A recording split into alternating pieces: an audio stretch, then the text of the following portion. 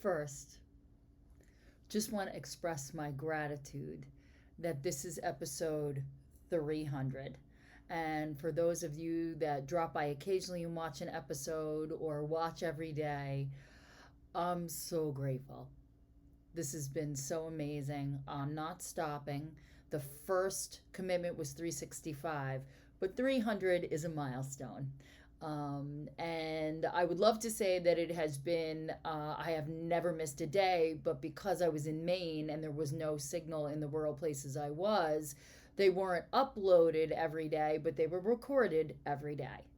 Um, what I wanted to touch on today is kind of an expansion on yesterday, and it was the examination of providing yourself safety so that you could be vulnerable in love with another and with yourself. And I want to go even deeper into that because I think that there is a beauty there and a real sense of honoring um, and almost solemn that kind of just lent itself to this like marker, an occasion. So my appreciation for myself has been hard fought, and it definitely, the humanity in me definitely comes up and tries to mess with that a little bit. But over time, and with being really diligent and applying myself every single day to small things, small appreciations, noticing, giving yourself the atta girls that you need.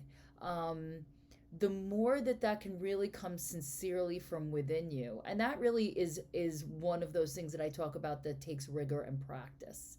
Sincere self-love that's not born from the ego, that's born from humility, takes being in the pit. It takes sitting in the shadows. And when you emerge, the picture's so much more whole. And when you can invite all of yourselves, and I've said this before, to the table and look at yourself in a totality, dark, light,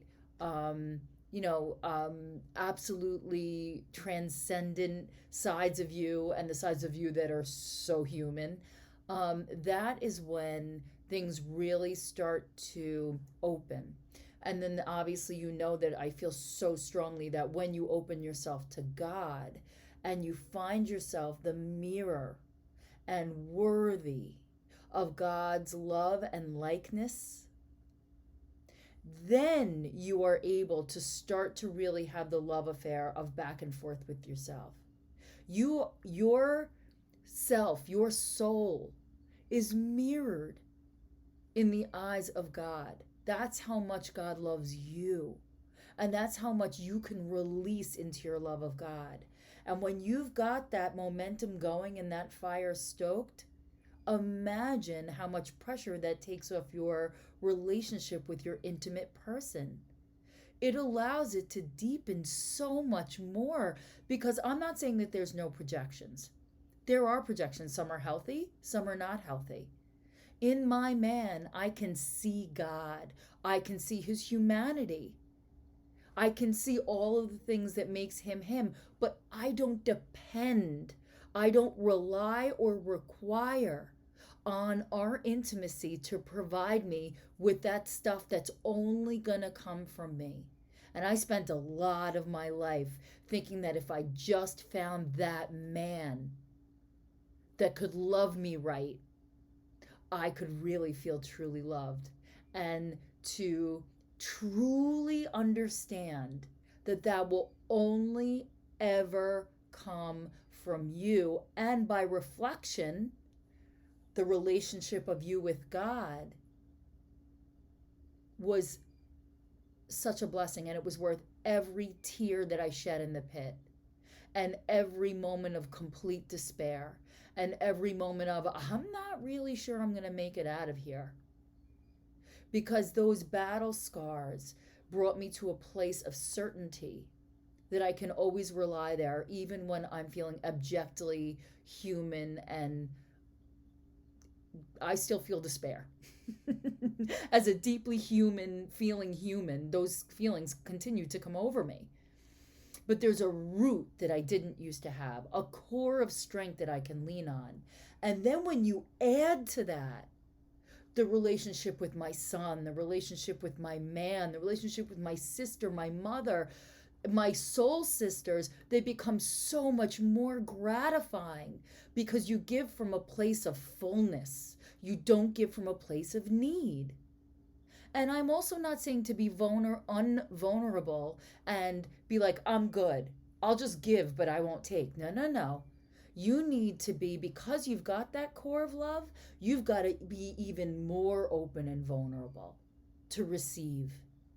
Because sometimes the gift for someone else is receiving their love.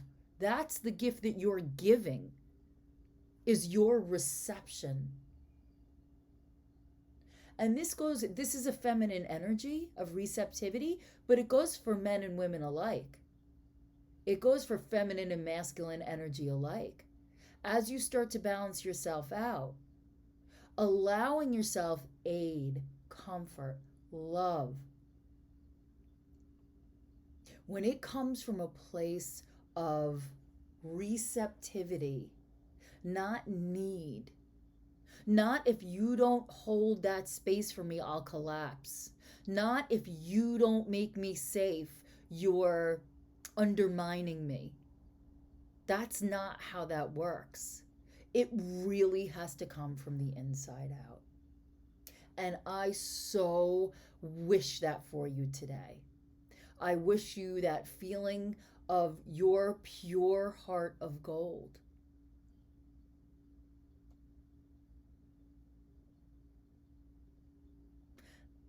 And I thank you. I thank you for your presence. I thank you for your space. I thank you for your ears. And I'm still just getting started. And I will see you tomorrow.